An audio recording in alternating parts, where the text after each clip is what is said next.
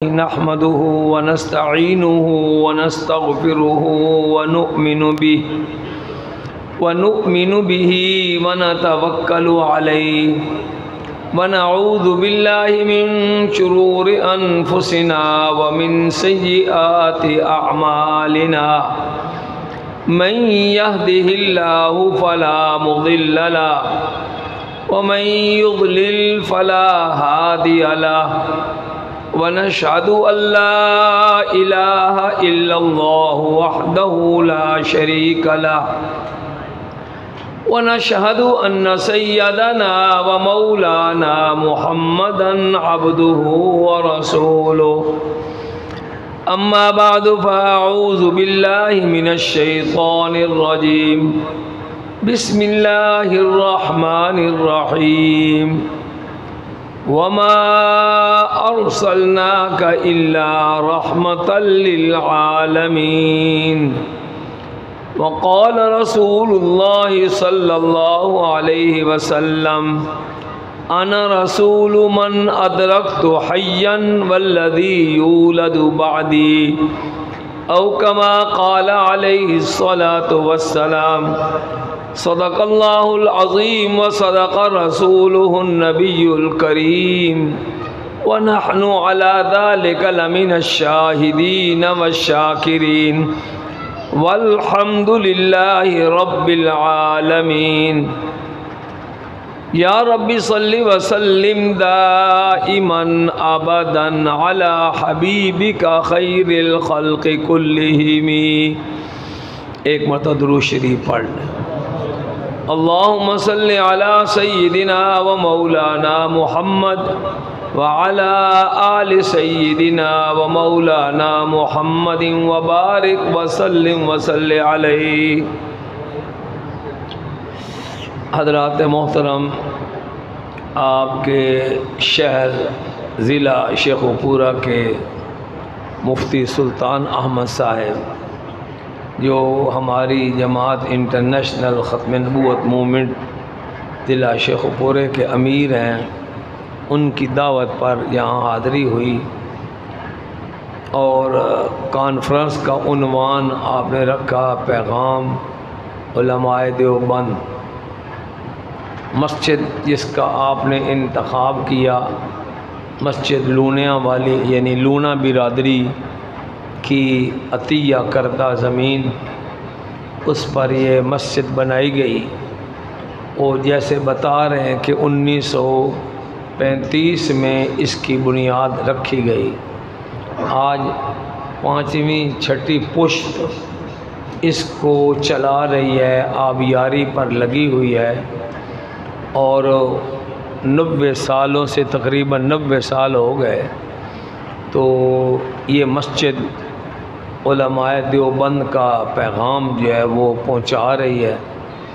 अल्लाह रब्बुल इज़्ज़त इसके पहले बानियान और अब जिन लोगों ने दूसरी मर्तबा तीसरी मर्तबा इसकी तामीर की है, अल्लाह पाक सबको अपनी शायान शान बदल और अजर नसीब फरमाए। शेखुपुरा बड़ा ही कदीम शहर है। शेखू जो था, शेखू मुग़ल शहज़ादा था, तो वो आपके इलाके में आकर शिकार करता था। हिरन मीनार यहीं पर है। इसका मतलब ये है कि कई 100 साल पुरानी इसकी तारीख़ है, लेकिन उलमाए देवबंद ने भी बड़ी मुद्दत से यहाँ पर कदम रखने शुरू किए हुए हैं। हमारे वालिद माजिद हज़रत मौलाना मंजूर अहमद चिन्योटी रहमतुल्लाह अलैह, उस ज़माने में 70 की दहाई में मोटरवे नहीं थी, तो यही रोड था चिन्योट से लाहौर आने जाने का, जहाँ बहुत ज़्यादा पड़ाव होता था और आशिकान ख़त्म नबूवत आज से निस्फ़ सदी पहले भी वो जैसे आज आपका जज्बा है ना, उस वक्त भी ऐसे जज्बा होता था या शायद इससे भी ज़्यादा होता था। तो मौलाना चिन्योटी रहमतुल्लाह अलैह का यहाँ बड़ा आना जाना था। उनकी एक बड़ी तारीख़ी गिरफ़्तारी हुई है 1974 में। अब वो जो 1974 के जलसा कराने वाले लोग हैं, उनमें से तो मेरा ख्याल कोई भी नहीं ज़िंदा होगा हैं, जो आज से पूरा 50 साल पहले जिन्होंने जलसा करवाया था। पता नहीं कोई हों, इक्का दुक्का आपके कोई 80-85 साल के को बंदे होंगे, अगर उनको याद होगा तो 1973 में भी यहाँ एक जलसा हुआ और 1974 में। यहाँ 1973-74 में एक मास्टर नसीरुद्दीन साहब होते थे, रेलवे स्टेशन मास्टर थे, और वो मिर्ज़ा ग़ुलाम अहमद कादियानी के ज़िला गुरदासपुर के रहने वाले थे।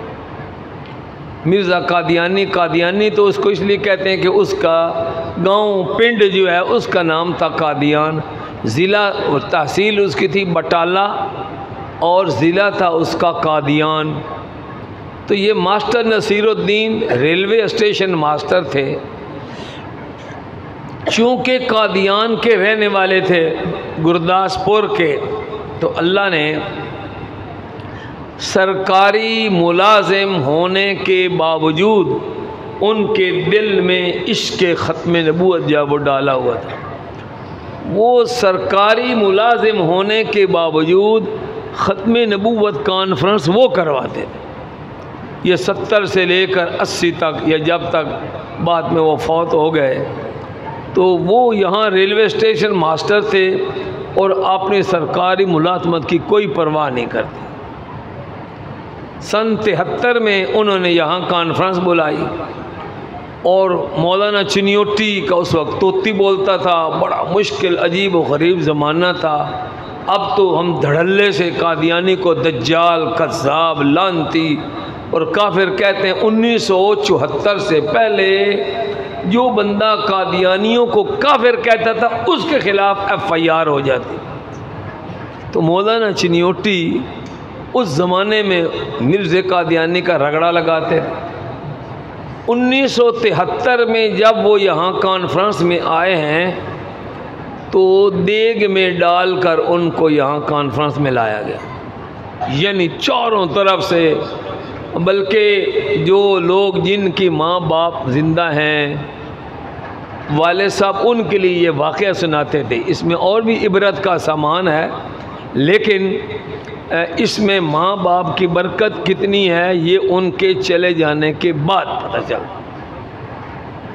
तो जिनके माँ बाप ज़िंदा हैं उनके लिए ये वाक़या भी बड़ा गनीमत है। वो जो मैं आपको बताना चाहता हूँ, वाले साहब ख़ुद ये कहते थे कि मैंने अपनी वालदा की दुआओं की तासीर देखी। 1973 में हमारी दादी साहबा ज़िंदा थी। वाले साहब बताते थे यहाँ जो कॉन्फ्रेंस हुई तो उस जलसे को चारों तरफ से कादियानी ने घेरा हुआ था, डंडे, सोटे, बंदूकें। और वो किस आलम में पहुँचे, बड़ा अजीब व गरीब आलम था। तकरीर की, बड़ी सख्त तकरीर की।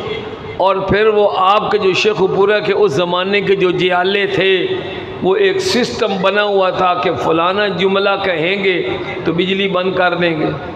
वो बिजली बंद होने में 2 रास्ते बनाएंगे, इधर भी ना रहे, इधर भी ना रहे, पता नहीं चलेगा मौलाना चिन्योटी किधर गए। तो बंद बिजली में वो इधर उधर होकर तो वो अपना हाई कोर्ट पहुँचे और कुछ नहीं हुआ। लेकिन फिर बताते थे अगले साल 1974 में वही इंतज़ामिया, मास्टर नसीरुद्दीन साहब और बाकी उस ज़माने के जो लोग थे, कारी मोहम्मद अमीन साहब होते थे, कारी मोहम्मद अमीन साहब। तो वही इंतज़ामिया, वही जलसा, वही बाज़ार, वही चौक। और मौलाना चिन्योटी स्टेज पर पहुंचने से पहले गिरफ़्तार हो। वो तो मैं आपको बताता हूँ, लेकिन उससे पहले ये बताना चाहता हूँ कि आज से 51 साल पहले भी यहाँ ख़त्म नबूवत के मार के लगते रहे। अल्लाह पाक आपके जज्बे को सलामत रखे कि आधी सदी गुजर गई तो आपके दादे, आपके वालिदैन वो ये ख़त्म नबूवत का जज्बा आपकी तरफ मुंतकिल कर रहे हैं, करते रहे हैं। अल्लाह पाक इस सिलसिले को आगे भी कायम व दायम रखे। क्या तो आमीन। मौलाना चिन्योटी गिरफ़्तार हो गए और बड़ी सख्त गिरफ़्तारी हुई कि 1 महीना तक पता ही न चला कि एजेंसियां कहाँ ले गई। आखिर करते कराते अहमदपुर शर्किया बहावलपुर ज़िला है एक हमारा, कल परसों मैं वहीं से होकर आया हूँ बहावलपुर से, तो उसकी एक तहसील थी अहमदपुर शर्किया।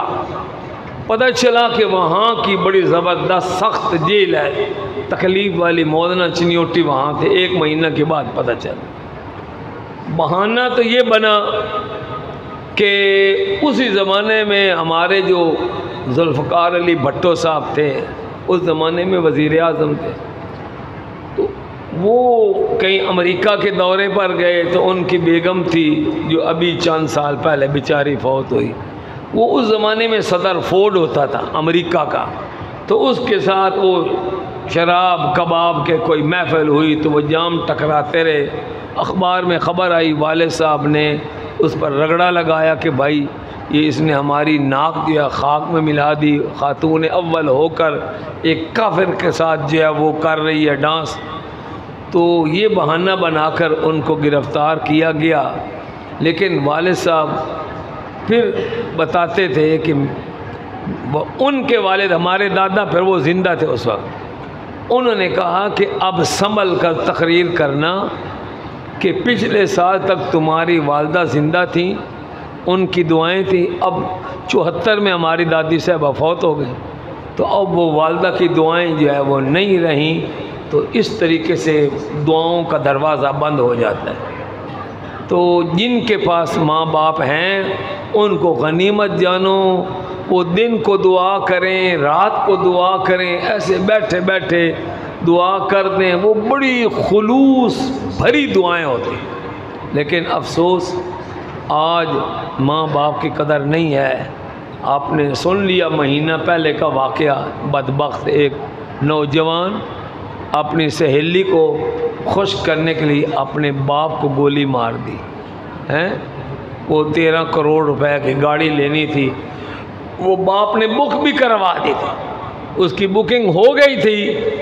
इसके बावजूद कि बाप ने मेरी मोहब्बत में रुकावट क्यों डाली है, सगे बाप को कदर कर दी। अब तो ये सूरत हाल है। बहरहाल जिनके पास माँ बाप हैं उन्हें चाहिए कि उनकी कदर करें।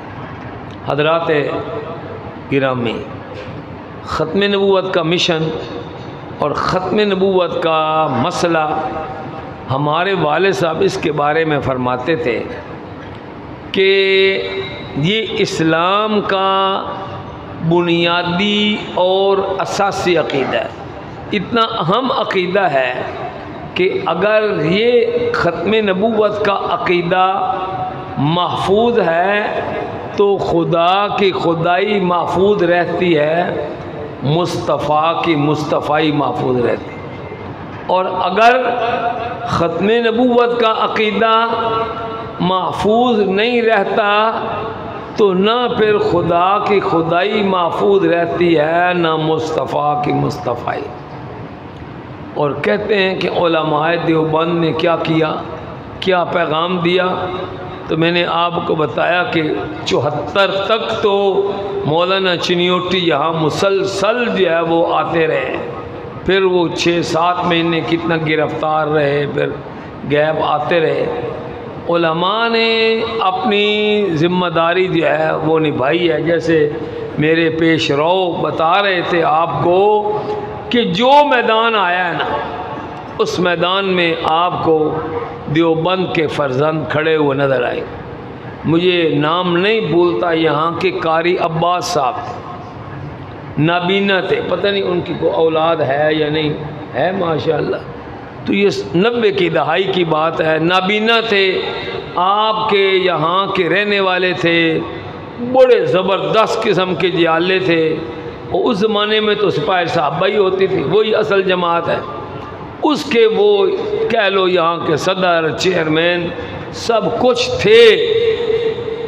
आपने बीनाई के ना होने को उज़र नहीं बनाया। उस ज़माने में उन्होंने यहाँ आपके बाज़ारों पर दरवाज़े, लोहे के दरवाज़े बनवाए थे। बाब अबू बकर सिद्दीक, बाब उमर फ़ारूक, बाब उस्मान गनी, बाब अली अल मुर्तज़ा। तो जिस शोबे में कोई बंदा गया है उसने अल्हम्दुलिल्लाह काम करके दिखाया है। जान गई है तो उसकी परवाह नहीं। मसला ख़त्म नबूवत हज़रत अल्लामा अनवर शाह कश्मीरी रहमतुल्लाह ताला अलैह 1926 में, वही अभी मैंने आपको जो अहमदपुर शर्किया का नाम लिया, वहाँ एक लड़की थी गुलाम आयशा, उसका मंगेतर पहले मुसलमान था तो कादियानियों के चकमे में आ गया और वो कादियानी हो गया। वो लड़की ने दावा दायर कर दिया कि ये तो काफिर हो गया है, मैं इसके साथ निकाह नहीं करूँगी। रौला पड़ गया। तो 1926 में उस ज़माने में वहाँ पर अदालत में केस लग गया गुलाम आयशा का। सेशन जज थे शेख मोहम्मद अकबर, उनकी अदालत में केस था। तो यहाँ के नवाब जो थे रियासत बहावलपुर के, उन्होंने दारुल उलूम देवबंद को ख़त लिखा कि यहाँ हुजूर सल्लल्लाहु अलैहि वसल्लम की ख़त्म नबूवत का मसला चल पड़ा है, तो आप आएँ और इस्लाम की ख़त्म नबूवत की नुमाइंदगी करें। 1926 में अल्लामा अनवर शाह कश्मीरी रहमतुल्लाह ताला अलैह, जो दारुल उलूम देवबंद के ही सदरुल मुदर्रिसीन, शदीद बीमार थे, खूनी बवासीर थी। तो आपने उलमा को जमा किया, बीमार थे, उलमा को जमा किया, फरमाया पूरे हिंदुस्तान के उलमा को, उस वक्त तो पाकिस्तान हिंदुस्तान इकट्ठा ही था, इंडो पाक। तो आपने फरमाया कि मैंने 1400 साल की तारीख का मुताला किया है। इस सदी का सबसे ख़तरनाक फितना वो फितना कादियानियत। कादियानियत कोई मज़हब नहीं है, कोई मसलक नहीं है, एक फितना है। फितना ये याद रखे, जो अंग्रेज ने मुसलमानों को तकसीम करने और मुसलमानों के अंदर से जज्बा जिहाद ख़त्म करने के लिए इस फितने को परवान चढ़ाया। तो हजरत ने फरमाया कि इस सदी का सबसे ख़तरनाक फितना फितना कादियानियत है। फरमाया कि इस फितने से अपनी नस्लों को, उनके ईमानों को बचाओ। उसके लिए तुम्हें अपना तन मन धन सब कुछ कुर्बान करना पड़े तो वो कुर्बान कर दो, लेकिन इस ख़त्म नबूवत के अक़ीदे पर आँच न आने दो। और फरमाया इस फितने के खिलाफ काम करना, इसकी सरकोबी करना, ये जिहाद का दर्जा रखता है। और ऐसा जिहाद है कि जिसका बदला जन्नत है। और फरमाया कि क़यामत के दिन मैं अनवर शाह कश्मीरी उस शख्स की जन्नत का ज़ामिन बनूं। और दूसरी बात आपने फरमाई कि हम पर ये बात खुल गई है कि गली का कुत्ता भी हमसे बेहतर है अगर हम तहफ़्फ़ुज़ ख़त्म नबूवत न कर सकें। इसलिए कि आप भी इसी इलाके में रहते हैं, पंजाब में, शेखुपुरे में, या कुछ इधर उधर से आए होंगे। आपके मोहल्ले में कुत्ते होते हैं कि नहीं होते? होते हैं ना, गलियों में, मोहल्लों में। आम जो हमारे वो बाहर की ज़मीनें होती हैं खेती बाड़ी वाली, वहाँ भी कुत्ते रहते हैं ना, रहते हैं। आपको तजर्बा होगा, आज भी कुछ न कुछ आपको लेट हो जाएगी।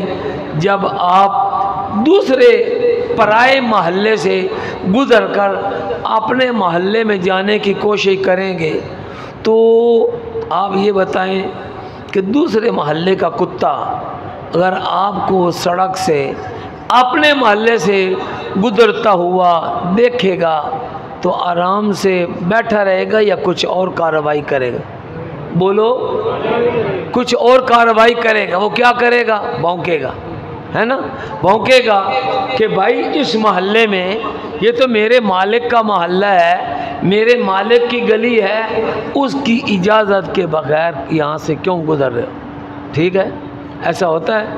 और अगर उसके मालिक ने आपको रात दावत ना दी हो कि मेरे घर आना, आप बिला वजह ही किसी मोहल्ले में चले जाते हैं और रात 12 बजे 1-2 बजे इजाज़त के बगैर जाते हैं और जाकर उसका दरवाज़ा तोड़ने की, खुलवाने की कोशिश करेंगे, फिर कुत्ता क्या करेगा? छोड़ेगा नहीं, टांगों में पड़ जाएगा। और अगर आप मुज़ाहमत करेंगे, उसको सोटा मारेंगे, गोली मारेंगे, कुत्ता मर जाएगा, लेकिन अपने जीते जी अपने मालिक का नुकसान बर्दाश्त नहीं करेगा। ऐसा है कि नहीं?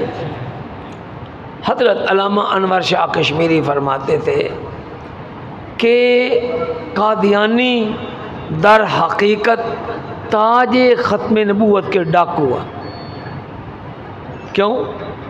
अल्लाह रब्बुल इज़्ज़त ने जब आप सल्लल्लाहु अलैहि वसल्लम को मेराज पर बुलाया तो जो अल्लाह ने गुफ्तगू की फ़अौहा इला अब्दिही मा औहा, उसमें और राज व नियाज की बातें थीं।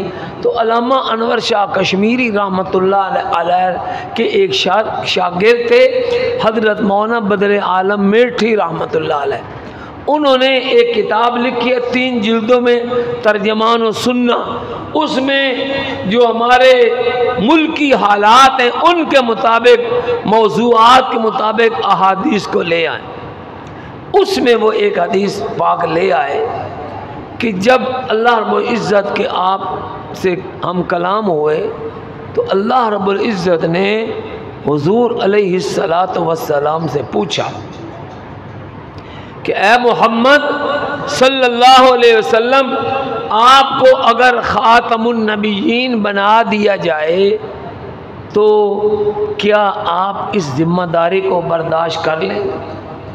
हुज़ूर नबी करीम सल्लल्लाहु अलैहि वसल्लम ने अपने रब के हुज़ूर अर्ज़ किया कि ए अल्लाह, मैं इस ज़िम्मेदारी को कबूल कर लूँ।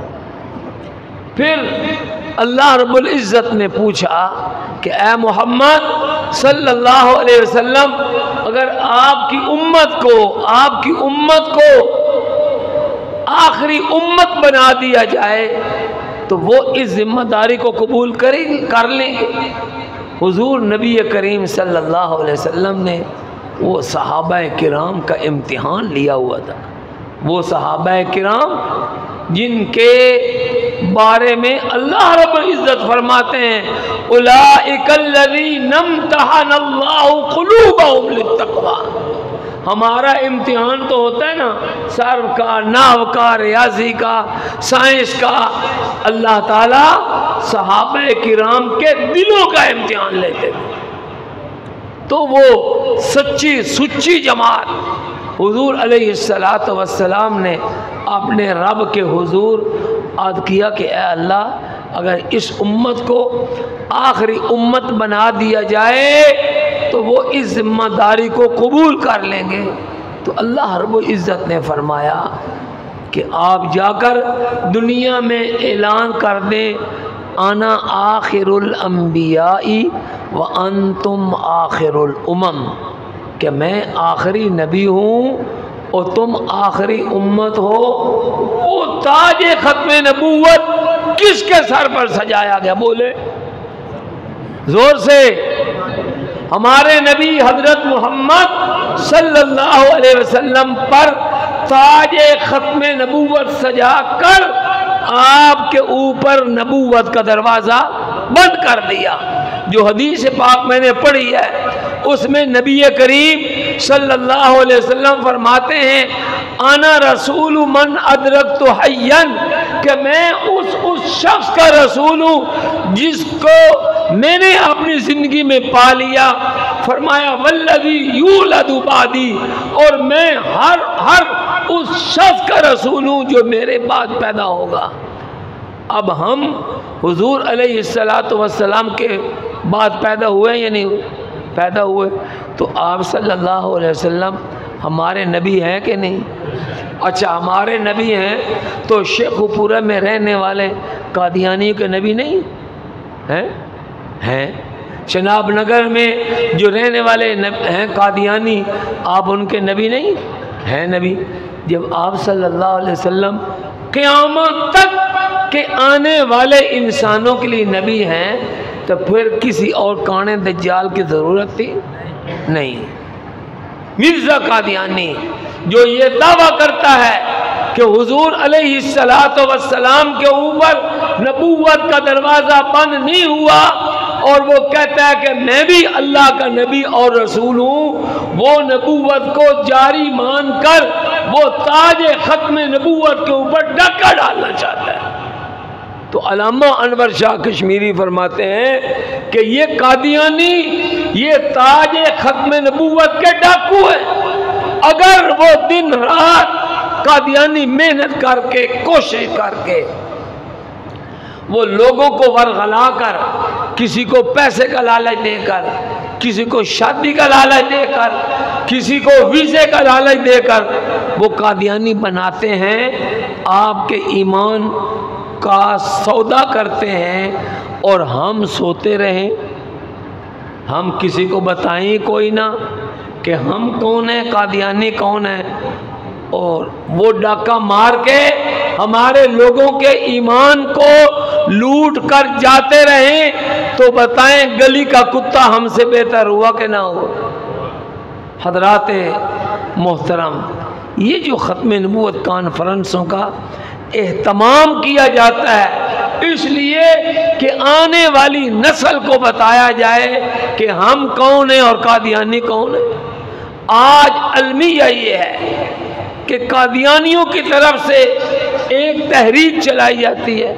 वो कहते हैं बाज़ारों में, स्कूलों में, हमारे बच्चों में, बच्चियों में, प्राइमरी के जो उनके बच्चे हैं प्राइमरी के, चनाब नगर के आसपास जहाँ कोई कादियानी टीचर होगा, कादियानी तालिब इल्म होगा, वो कहेगा कि तुम भी मुसलमान हो, हम भी मुसलमान हैं, कोई फ़र्क नहीं है। वो कहते हैं बस हम मिर्ज़ा साहब को मुस्लिह मऊद मानते हैं, यानी इस्लाह करने वाला, और तुम्हारे मौलवी उनको मुस्लिह मऊद नहीं मानते, बस कहते हैं और कोई फ़र्क नहीं। दुनिया की सबसे बड़ी धोखाबाजी है।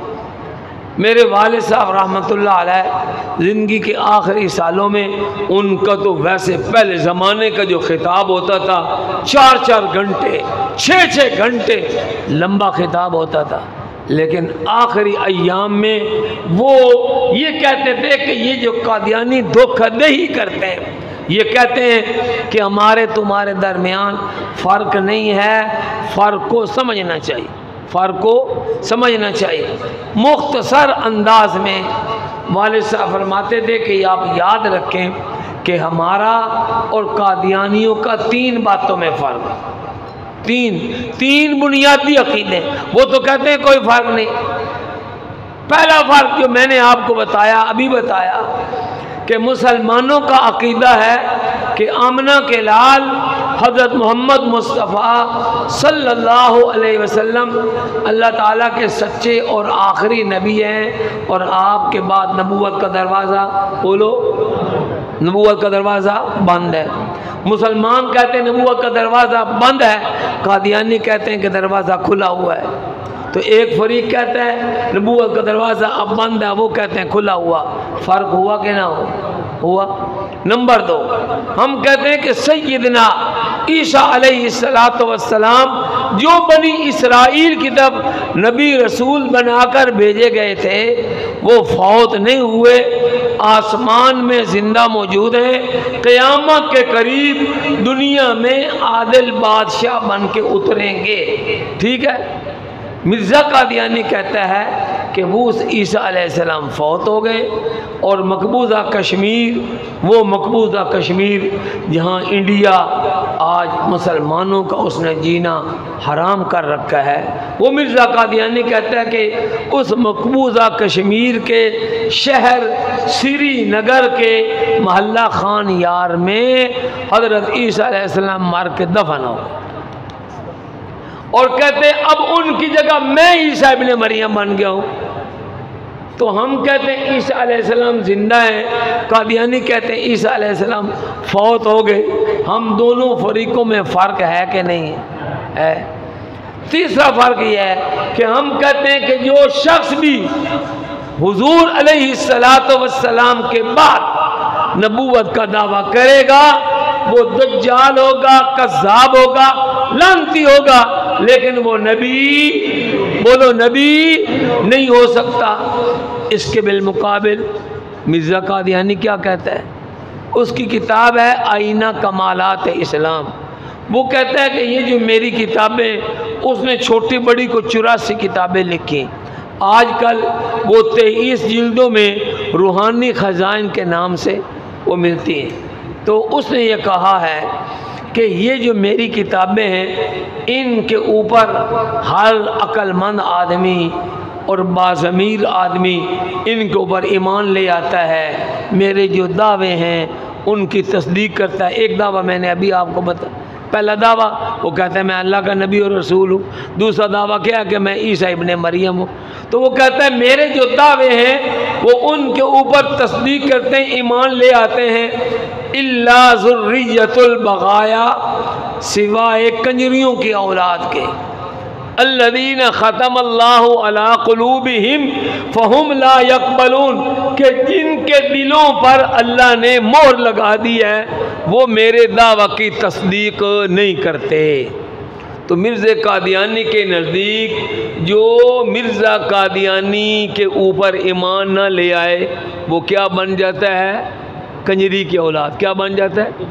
कंजरी की औलाद।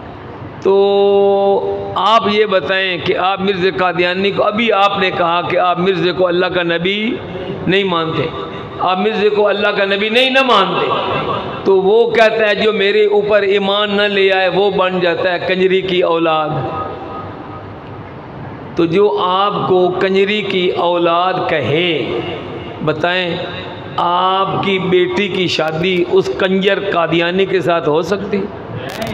नहीं ना हो सकती। मिर्ज़ा कादियानी का एक और बेटा बशीरुद्दीन मलऊन, उसकी किताब है आईना सदाकत। उसमें वो कहता है, अजीब इबारत है, पढ़े लिखे लोग भी होंगे माशाल्लाह, ये बाबू टाइप के बंदे नज़र आ रहे हैं, तो पढ़े लिखे बंदे भी हैं आप में, आप ज़रा सोचें। इबारत कहता है कुल मुसलमान, यानी पहले उनको हम लोगों को मुसलमान कहते हैं, कहता है कुल मुसलमान जो हज़रत मसीह मऊद की बैअत में दाखिल नहीं हुए। मसीह मऊद से मुराद कौन है? कादियानी के नज़दीक मिर्ज़ा ग़ुलाम अहमद कादियानी, ठीक है। तो वो कहता है कुल मुसलमान जो हज़रत मसीह मऊद की बैअत में दाखिल नहीं हुए, खा उन्होंने उसका नाम भी सुना है या नहीं सुना, सारे के सारे काफिर और दायरा इस्लाम से खारिज हैं। अब पहले 2 सतरें पहले कहता है मुसलमान, और उन्हीं को कहते हैं काफिर और दायरा इस्लाम से खारिज हैं। जी हालत ही है ना, जी हालत ही है ना। तो उसका एक बेटा भी जो मिर्ज़े के ऊपर ईमान ना लाए उनको क्या कहता है? काफिर और दायरा इस्लाम से खारिज। अच्छा, एक और बेटा बशीर अहमद एम.ए, वो कहता है कि एक शख्स हज़रत मूसा पर ईमान लाता है लेकिन हज़रत ईसा पर ईमान नहीं लाता, या हज़रत ईसा पर तो ईमान लाता है, हज़रत मोहम्मद सल्लल्लाहु अलैहि वसल्लम पर ईमान नहीं लाता, या हज़रत मोहम्मद सल्लल्लाहु अलैहि वसल्लम पर तो ईमान लाता है लेकिन हज़रत मसीह मऊद के ऊपर ईमान नहीं लाता, तो वो शख्स न सिर्फ ये कि काफिर बल्कि पक्का काफिर और दायरा इस्लाम से खारिज है। तो तकरीबन 2.5 अरब लोग, 2.5 अरब मुसलमान जो कादियानी को अल्लाह का नबी नहीं मानते, उनके नज़दीक वो सारे के सारे काफिर और दायरा इस्लाम से खारिज हैं। अब आप ये बताएं, जिनको वो कादियानी काफिर दायरा इस्लाम से खारिज कहते हो, उनकी बच्चियों का निकाह कादियानियों के साथ हो सकता है? नहीं ना हो सकता। वो क्या, वो ये मैं तीन फ़र्क आपको बताया, कोई याद रह जाएंगे। ये जो मैंने आपको फ़र्क बताए हैं, इन फ़र्क की मौजूदगी में ये बड़े बड़े इख्तलाफ हैं कि नहीं, हमारे उनके दरमियान फ़र्क है कि नहीं। 3 चीज़ें मुख्तलिफ बताई। इन मुख्तलिफ चीज़ों की मौजूदगी में हमारे बच्चे या बच्ची की शादी कादियानी के साथ हो सकती? नहीं हो सकती। 2006 में कोटली आज़ाद कश्मीर में मैं गया, वहाँ के लोगों ने बताया कि कादियानी यहाँ यही कहते हैं, हमारे तुम्हारे दरमियान फ़र्क ही कोई नहीं।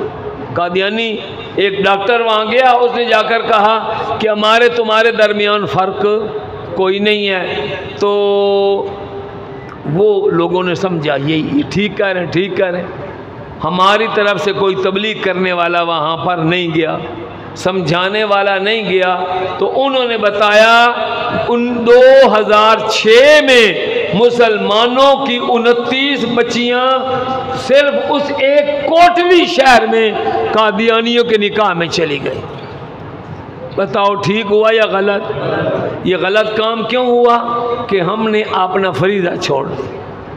अल्हम्दुलिल्लाह अल्लाह ताला जहाँ तौफीक देते हैं ख़त्म नबूवत की बात करते रहते हैं। यही कादियानी धोखा देकर मुसलमान लड़की को कादियानी के साथ फंसा देते थे।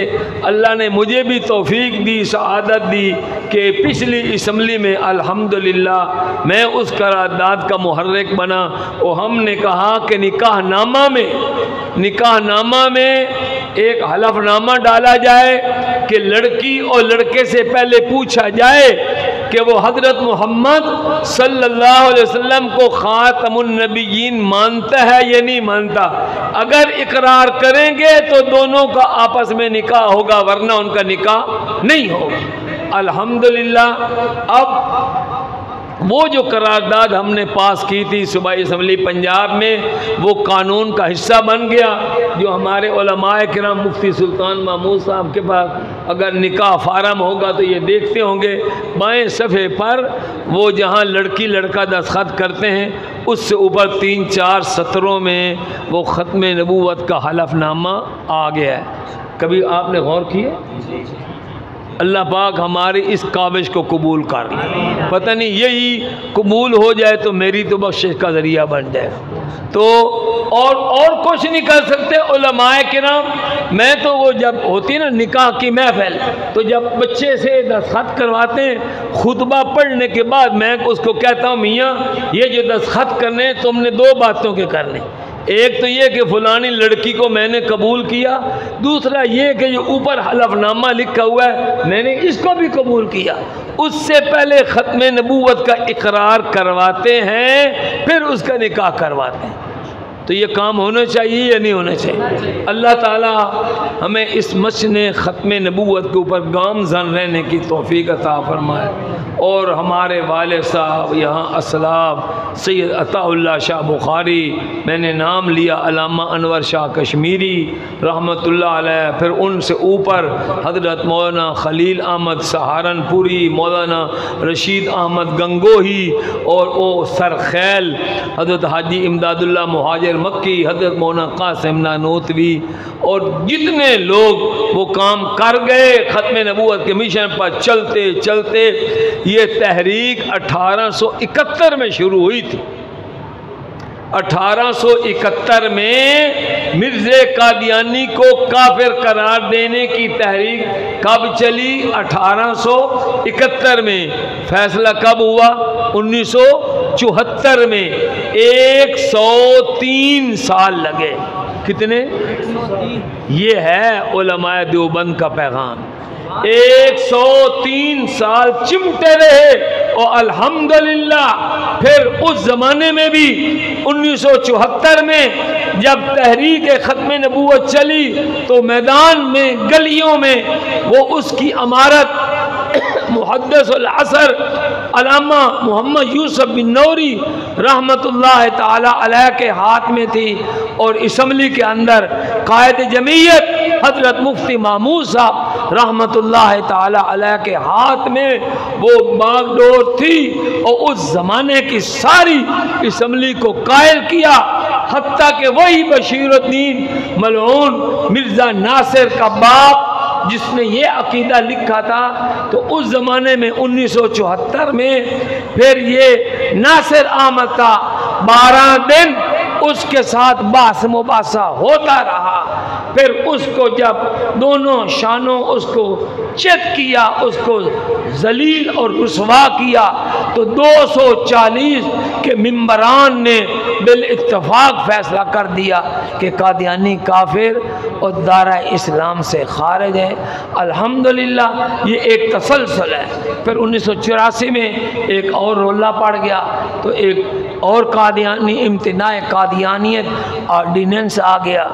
अब फिर 2024 में फिर कादियानी को कोई मरोड़ हुआ, और उन्होंने सुप्रीम कोर्ट से कोई भीख मांगी, लेकिन वो भी उनको उल्टा पड़ गया। अल्हम्दुलिल्लाह उल्टा पड़ गया, और चीफ जस्टिस को कहना पड़ गया कि इंसान है, भूल हो जाती है, भूल हो गई। और जब आप लोग सीधे हुए, मौलाना फजलुर रहमान साहब, मौलाना तकी उस्मानी साहब और उलमा ने जब खींचा तानी की, अल्हम्दुलिल्लाह वो भी रास्ते पर आ गए। तो ये असम्बली के अंदर, असम्बली के बाहर काम हो रहा है। जैसे वो धोखेधड़ी कर रहे हैं, उस धोखे की सफाई करना मेरी और आपकी जिम्मेदारी बनती है। अल्लाह ताला हमें मिशन ख़त्म नबूवत के ऊपर गामज़न रहने की तौफीक अता फरमाए। व आखिर दावाना अनिल हम्दुलिल्लाह। तमाम अहबाब खाना खाए बगैर कोई भी बंदा न जाए, और जितने अहबाब मेरी दावत पे आए, हज़रात उलमाए कराम, दोस्त, अहबाब, साथी, सबका मैं शुक्रिया अदा करता हूँ। और हज़रत दुआ फरमाएंगे। दुआ के बाद नीचे मस्जिद की बेसमेंट में आपके लिए खाने का इंतज़ाम किया गया है, नीचे बेसमेंट में तशरीफ़ ले जाएँ। जज़ाकल्लाह। मुत्तक़ीन वस्सलातु वस्सलामु अला रसूलिल करीम। रब्बना ज़लमना अनफुसना व इल्लम तग़फ़िर लना व तरहमना लनकूनन्ना मिनल ख़ासिरीन। अल्लाह हमारे गुनाहों को माफ़ फरमा, ख़ताओं से दरगुदर फरमा, पूरी उम्मत की ख़ताओं को माफ़ फरमा। अल्लाह ये लूना बिरादरी की 5वीं 6ठी पुश्त आज भी इस ख़त्म नबूवत के मिशन पर गामज़न है, कायम दायम है। इस मस्जिद के बानियान, पूरे मोहल्ले वाले, पूरा शेख, पूरे के मुसलमान, सब को जज़ाए खैर अता फरमा। और ये ख़त्म नबूवत के तहफ़्फ़ुज़ का ये प्रोग्राम बनाया है, इसको अपनी बारगाह में कबूल व मंजूर फरमा। इनके पहले गुजर जाने वाले मौजूदा नस्लें सबको अपने दीन के तहफ़्फ़ुज़ के लिए कबूल व मंजूर फरमा। तो अल्लाह इन सब की खिदमात को अपनी बारगाह में कबूल व मंजूर फरमा। मौलाना अब्दुल्ला साहब अभी हमारे साथ हम कलाम भी थे वहाँ घर में, तो जैसे कोई फालज वग़ैरह के असरात हैं। अल्लाह जो जो जिस जिस मर्ज़ में मुब्तला है तू जानता है, बेहतर जानता है। अल्लाह हमारे पास तो और कोई वास्ता भी नहीं, ये ख़त्म नबूवत की खिदमत का वास्ता है। अल्लाह आप सल्लल्लाहु अलैहि वसल्लम की ख़त्म नबूवत के सदक़े और तुफ़ैल हमारे तमाम मरीज़ों को शिफा अता फरमा, जिस्मानी, रूहानी, ज़ाहिरी, बातनी बीमारियों को दूर फरमा। और ए अल्लाह सर के बालों से लेकर पाँव की तलवों तक अल्लाह जो बीमारियां हो सकती हैं अल्लाह सबको काफूर फरमा, सेहत तंदुरुस्ती वाली ज़िंदगी अता फरमा। और ए अल्लाह लंबी ज़िंदगी नसीब फरमा। ज़िंदगी की आखिरी नमाज भी बाजमात मस्जिद नबी शरीफ में खड़े होकर अदा करने की तौफीक अता फरमा। हमारे मुल्क के हाल पर रहम फरमा। कादसाली, गरानी, बेहयाई, फहाशी, उरियानी, महंगाई, इन सारे अजाबों को और सलाबों को ख़त्म फरमा। ऐ अल्लाह खुशहाली नसीब फरमा, खुशहाली नसीब फरमा, खुशहाली नसीब फरमा। और ऐ अल्लाह जिन दोस्तों ने, भाइयों ने दुआओं के लिए कह रखा है, उनकी तमाम जायद हाजत मुरादों को पूरा फरमा। अल्लाह बे औलादों को नेक साले तंदुरुस्त औलाद अता फरमा, जिनकी औलादें उन्हें नेक व फरमान बरदार बना। हमारे वो असलाफ जो हमें इस मिशन पर लगा कर गए हैं उनको जज़ाए खैर अता फरमा। वो हमें भी इस मिशन को ज़िंदा ताबिंदा रखने की तौफीक अता फरमा। व सल्लल्लाहु ताला अला रसूलिही व खैरि खल्क़ि मुहम्मदिन व अला आलिहि व अस्हाबिही।